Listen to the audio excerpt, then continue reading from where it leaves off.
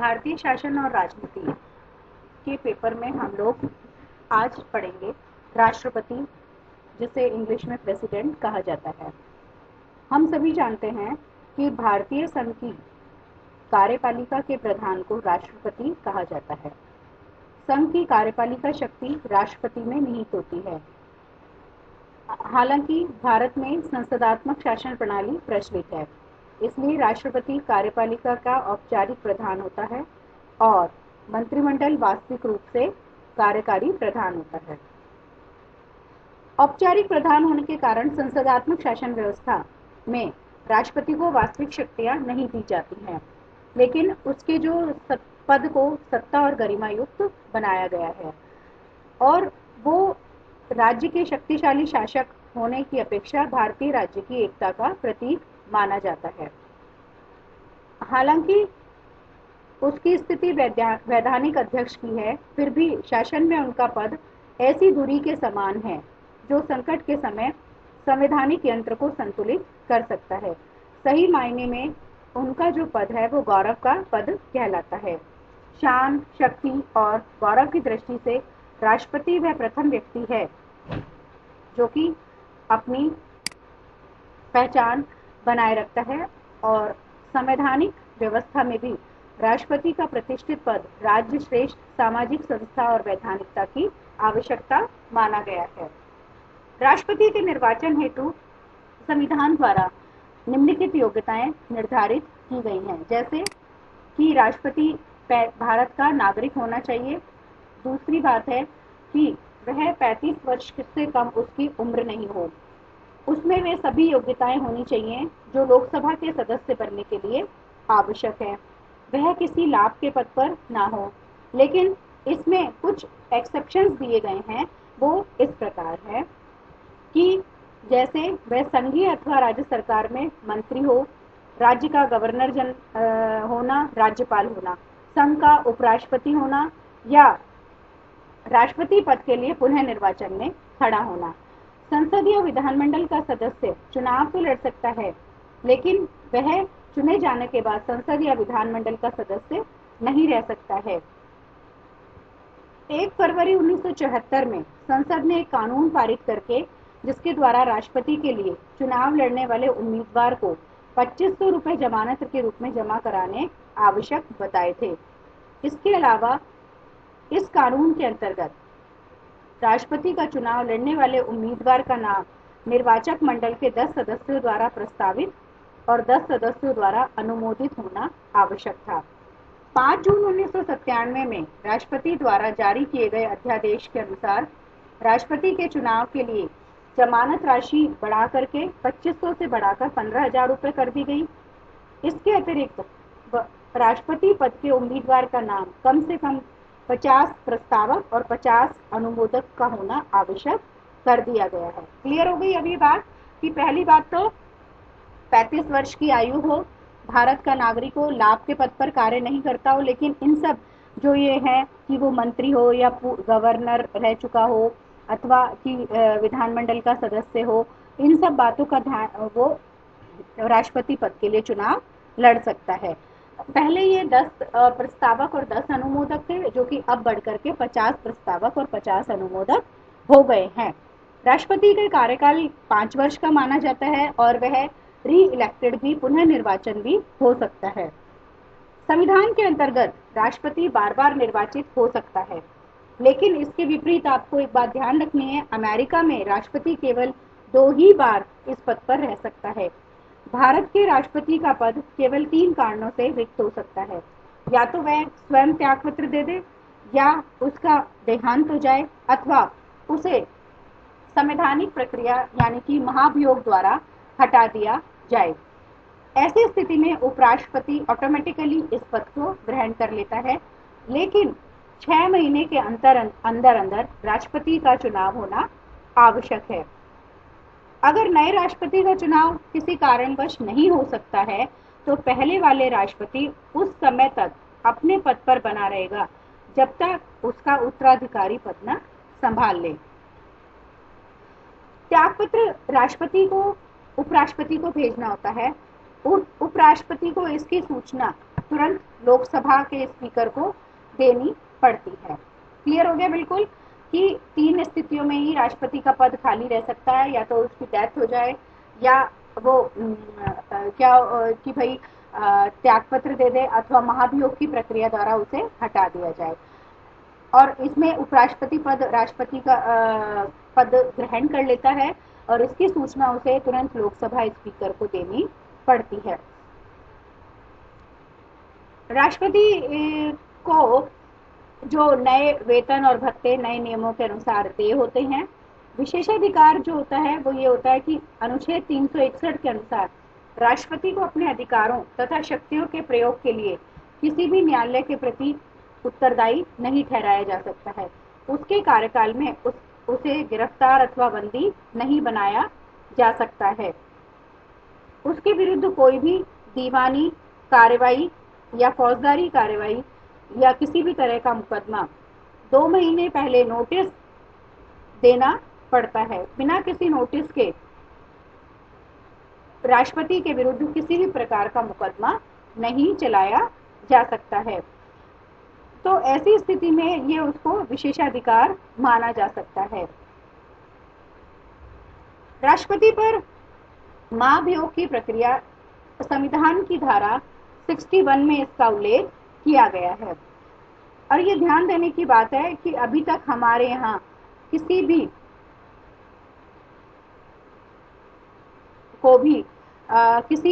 राष्ट्रपति को कोई भी महाभियोग की प्रक्रिया द्वारा हटाया नहीं गया है।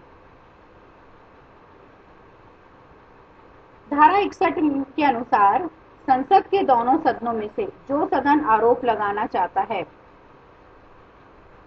वह अपने 1/4 सदस्यों के हस्ताक्षरों सहित इस प्रस्ताव को राष्ट्रपति के पास 14 दिन पूर्व भेजना पड़ता है।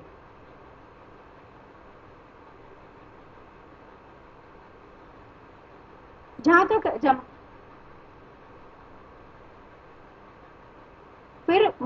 सदन में महाभियोग विषय पर चर्चा चल रही होती है तो राष्ट्रपति ऐसे समय पर स्वयं उपस्थित होकर या किसी अन्य व्यक्ति के द्वारा आरोपों का जवाब दे सकता है। यदि वह 2/3 बहुमत से प्रस्ताव पारित कर दे तो दूसरा सदन उन आरोपों की जांच करता है। अर्थात एक सदन द्वारा अगर उस पर महाभियोग का आरोप लगाया जाता है और वो उसके 1/4 सदस्यों के हस्ताक्षर सहित 14 दिन की पूर्व सूचना दी जाती है, ताकि ये इसका अर्थ है कि मतलब आपके ऊपर आरोप लगाया जाना है और ये आरोप आपके ऊपर है, तो ये उनको टाइम दिया जाता है कि आप इसके बारे में अपना जवाब तैयार कर लें। जवाब या तो राष्ट्रपति खुद सदन में उपस्थित होकर देता है अथवा वो किसी अन्य व्यक्ति के द्वारा जवाब दे सकता है। यदि उस संबंधित सदन में 2/3 बहुमत से प्रस्ताव पारित हो जाता है कि भाई राष्ट्रपति पर जो इल्जाम लगाए गए हैं, जो आरोप लगाए गए हैं वो साबित हो गए हैं, तो दूसरा सदन उन आरोपों की जांच करता है। यदि दूसरा सदन भी 2/3 बहुमत से उन आरोपों को सही मान लेता है तो राष्ट्रपति को अपना पद छोड़ना पड़ता है। ऐसी स्थिति में राष्ट्रपति का कार्यभार उपराष्ट्रपति संभालता है। यदि उपराष्ट्रपति भी त्यागपत्र दे देता है अथवा उसकी मृत्यु हो जाती है तो सर्वोच्च न्यायालय का सर्वोच्च न्यायाधीश कार्यवाहक राष्ट्रपति के रूप में कार्य करता है। आपको ये बात ध्यान रखनी है, राष्ट्रपति का पद रिक्त होने पर उपराष्ट्रपति पद संभालता है। यदि उपराष्ट्रपति भी त्यागपत्र दे देता है या उसकी मृत्यु हो जाती है तो सर्वोच्च न्यायालय का सर्वोच्च न्यायाधीश कार्यवाहक राष्ट्रपति के रूप में कार्य करता है। जैसे 1969 में राष्ट्रपति जाकिर हुसैन की मृत्यु पर उपराष्ट्रपति बीबी गिरी ने त्यागपत्र देने के कारण सर्वोच्च न्यायालय के सर्वोच्च न्यायाधीश श्री हिदायतुल्लाह ने कार्यवाहक राष्ट्रपति के रूप में कार्य किया था। तो ये एक बहुत इंपॉर्टेंट चीज है, ये ध्यान रखने वाली बात है कि यदि उपराष्ट्रपति भी त्यागपत्र दे देता है या उसकी मृत्यु हो जाती है तो सर्वोच्च न्यायालय का सर्वोच्च न्यायाधीश कार्यवाहक एक्टिंग प्रेसिडेंट के रूप में कार्य करता है। ऐसा कब हुआ? जब 1969 में जाकिर हुसैन की मृत्यु हो गई थी और जो उस समय उपराष्ट्रपति थे वीवी गिरी ने अपना रेजिग्नेशन लेटर दे दिया था, रिजाइन कर दिया था। तो हिदायतुल्लाह को सर्वोच्च न्यायालय के जो न्यायाधीश थे उन्होंने कार्यवाहक राष्ट्रपति के रूप में कार्य किया था। तो आपको ये नाम भी याद रखने हैं। 3 नाम है हमारे पास में, जाकिर हुसैन, वीवी गिरी और हिदायतुल्लाह। लेकिन 6 महीने के अंदर अंदर ही राष्ट्रपति का निर्वाचन अनिवार्य है। भारत में अभी तक किसी भी राष्ट्रपति को के विरुद्ध जो है महाभियोग का प्रस्ताव नहीं लाया गया है। 1970 में उत्तर प्रदेश में राष्ट्रपति शासन के विवाद में राष्ट्रपति वीवी गिरी के विरुद्ध विपक्षी नेता मधु लिम्बे ने महाभियोग प्रस्ताव लाने का प्रयास किया था। तो ये क्लियर हो गया बिल्कुल आपको। तो ये है कि क्या एक क्वेश्चन ये आता है हमारे सामने कि क्या राष्ट्रपति जमानत राशि की बात हो गई, 15,000 रुपए जमानत राशि है। दूसरी बात है कि राष्ट्रपति के चुनाव में जो क्या है विशेष पैन, ये पैन एक विशेष पैन की व्यवस्था की जाती है। ये मैं आगे डिस्कस करूंगी कि वोट डालने के लिए चुनाव आयोग विशेष पैन का इंतजाम करेगा और ये पैन निर्वाचन आयोग के अधिकारी द्वारा वोट डालने को दिया जाएगा। इसी पैन पर डाले गए वोट, जो रामनाथ कोविंद का जो इलेक्शन हुआ था उसमें ये था कि निर्वाचन आयोग द्वारा पैन की प्रक्रिया भी की गई थी, पैन दिया गया था। एक प्रश्न और उठता है कि राष्ट्रपति चुनाव में क्या कोई पार्टी व्हिप जारी कर सकती है? तो इसका जवाब है राष्ट्रपति चुनाव में कोई भी पार्टी व्हिप जारी नहीं कर सकती है। और राष्ट्रपति का चुनाव हम सभी जानते हैं कि एक इलेक्टोरल कॉलेज करता है, इसके सदस्यों का प्रतिनिधित्व करता है ना, जिसको हम कहते हैं कि निर्वाचक मंडल कहा जाता है।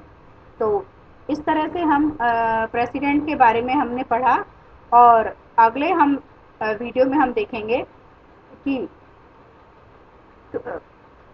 किस तरह से राष्ट्रपति का चुनाव होता है। राष्ट्रपति को जो सैलरी है, वो भत्ता जो है वो कितना मिलता है? वो मिलता है कि राष्ट्रपति को 5 लाख रुपए प्रति महीने वेतन मिलता है। पहले ये जनवरी 16 में इसे बढ़ा दिया गया, पहले 1.5 लाख मिलता था, वो 5 लाख किया गया। उसके अलावा उन्हें राष्ट्रपति के करंट में आपको बता रही हूँ कि जो वर्तमान में जो राष्ट्रपति के वेतन और भत्ते हैं उनके बारे में आप करेक्शन कर लीजिएगा इसमें, तो कि भाई उनको 5 लाख किया गया है। दूसरी बात ये है कि अन्य सुविधाएं मिलती हैं, उन्हें दुनिया का सबसे बड़ा राष्ट्रपति आवास मिलता है जो 5 एकड़ क्षेत्र में फैला हुआ है। उन्हें दूसरी बात, यह राष्ट्रीय राजधानी दिल्ली के 330 एकड़ के हरे भरे क्षेत्र का हिस्सा है। तो इस तरह से राष्ट्रपति को ये वेतन और भत्ते दिए जाते हैं और उन पर किसी भी तरह की कानूनी कार्रवाई करने के लिए 14 दिन की पहले पूर्व सूचना देनी आवश्यक होती है।